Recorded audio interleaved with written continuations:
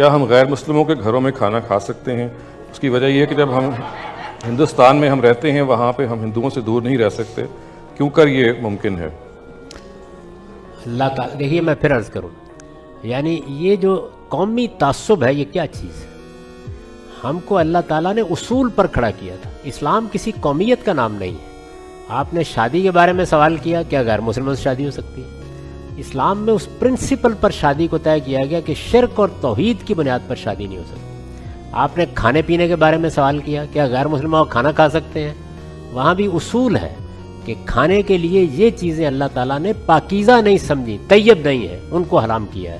مسلمان کے دسترخوان پر ہوں گی تب بھی حرام ہے، غیر مسلم کے دسترخوان پر ہوں گی تب بھی حرام ہے. اسی طریقے سے جب آپ کسی کے ہاں کھانے پینے کے لیے جاتے ہیں، ملتے ہیں، وہ انسان ہے، ہمارے بھائی ہیں، کوئی یہودی ہو سکتا ہے، نصرانی ہو سکتا ہے، کھائیے، بیٹھیے، ان کی تقریبات میں شریک ہوں، انسانیت کے رشتے کا احترام کریں. وہ آدم و حوا کی اولاد ہے، آپ کے بہن بھائی ہیں. اسلام کوئی چھوت چھات کا مذہب نہیں ہے. جائیں